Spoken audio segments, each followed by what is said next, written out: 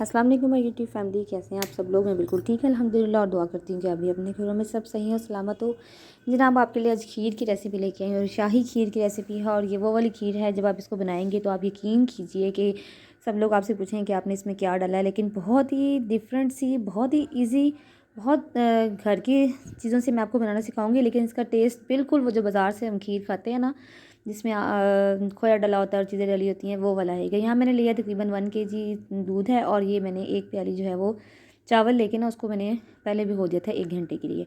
अब 1 घंटे के बाद जब मैंने चावलों को ऐसे ऐसे हल्का हल्का हाथों से दबा लिया, आप चाहें तो यहाँ ग्राइंड भी कर सकते हैं, लेकिन अगर ग्राइंड करके आप डालेंगे तो फिर आपको ना इसमें चम्मच हिलाना पड़ेगा, ग्राइंड किए हुए चावल जो है ना नीचे लग जाते हैं।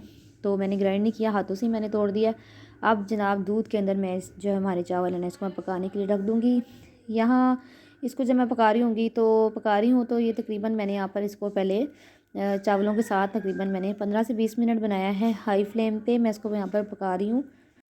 अब 15 से 20 मिनट बाद हमारे चावल जो है ना इसके अंदर वो अच्छी तरीके से गल गए हैं। अब हमने क्या करना है कि चावलों को मैं चम्मच से अच्छा अच्छा थोड़ा थोड़ा सा पीस लिया मैंने, ताकि जो है ना वो बड़े बड़े नज़र ना आए। लेकिन अभी मैं इसको पका रही हूँ साथ साथ। तकरीबन मैंने इसको यहाँ पर ना आधे से पौना घंटा ज़रूर पकाया था, ताकि दूध जो है ना वो हमारा अच्छी तरह, जो चावल और दूध है वो अच्छी तरीके से मिक्स हो जाए। थोड़ी थोड़ी देर बाद चम्मच हिला रहे हैं ताकि चावल नीचे नहीं लगे, आपको अंदाज़ा हो जाए कि चावल कैसे बने हैं। अब आप यहाँ पर देखेंगे कि मैंने ना ये देखें, चावल जो दूध है ना तकरीबन आधा हो गया। तो यहाँ पर मैं अब डाल रही हूँ, यहाँ पर 3 अदद मैंने इलायचियाँ तोड़ ली हैं। बहुत ही बेसिक चीज़ों के साथ मैं आपको बता रही हूँ, कुछ भी इसमें मैं कंडेंस मिल्क या कुछ भी ऐसा यूज़ नहीं कर रही, लेकिन इसका टेस्ट आपको बहुत ही आउट क्लास मिलने वाला है। ज़रूर ट्राई कीजिएगा। और यहाँ इलायचियाँ डाल दी हैं, और यहाँ ना मैंने तकरीबन 4 खाने के चम्मच जो है वो चीनी के डाल दिए हैं। ठीक है, अब चीनी जो है ये उसके हिसाब से थोड़ी कम है। ये मैं आपको बताऊंगी कि हमने चीनी क्यों कम डाली है। वो जो हमारा सीक्रेट इंग्रेडिएंट है जो हमारी खीर को मज़ा देने वाला है, वो वही है जो हम एंड पे करेंगे। तो चीनी जो है ना वो हमने थोड़ी सी कम रखनी है। आम जितना हम खीर में डालते हैं मीठा, थोड़ा सा हमने कम रखना है। अब जब हम पानी डालेंगे तो ये एक दफ़ा फिर थोड़ा सा पतला होगा और फिर ये थिकनेस की तरफ जाएगा। तो ये देखिए यहाँ पर अब जो है ना, ये देखिए खीर काफ़ी हद तक हमारी थिक हो चुकी हुई है। ये देखिए चावल भी आपको नज़र आ रहे होंगे। खीर है बहुत अच्छी सी कंडीशन में हमारी आ गई है, बहुत अच्छी सी थिक हो गई है। अगर आप यहाँ पर पिसे हुए चावल डालेंगे तो ये और ज़्यादा जल्दी पक जाएगी, मुश्किल नहीं होगी। तो यहाँ पर अब मैंने ना थोड़ा सा इसका चम्मच हिला के इसको मिक्स करके अब हमारी खीर मैंने रख दी है साइड पे। इसको मैंने छोटे वाले चूल्हे पे शिफ्ट कर दिया, ज़रा स्लो मीडियम फ्लेम पे। अब यहाँ मैंने फ्राई पैन लिया, उसमें मैंने ना तकरीबन 3 खाने के चम्मच जो है वो चीनी ली है। अब मैं आपको बताऊँगी कि हमने क्या करना है। ये जो चीनी है ना, ये हमारी खीर को 4 चाँद लगाने वाली है। तो ये मैंने चीनी डाल दी है। नीचे मैंने फ्लेम जो है वो उसका हाई कर दिया है, मीडियम है, तकरीबन मीडियम टू हाई है।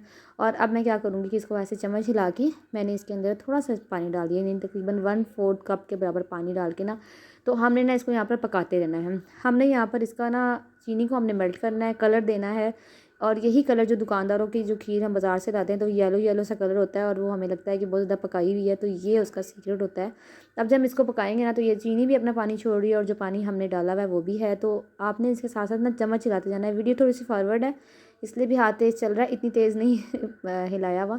अभी देखिए कि मैं चम्मच इसमें ऐसे हिला रही हूँ मुसलसल, और जो कलर है ना वो साइड से आ रहा है। अगर आप यहाँ पर इसका चम्मच नहीं हिलाएंगे तो जो कलर है ना वो चीनी जो है ना हमारी जलना शुरू हो जाएगी, और एक स्टेज तक आके हमें इसको बंद करना है, वरना इसके जले की स्मेल आना शुरू हो जाएगी, और जो है ना वो हमारी खीर का जायका ख़राब कर देगी।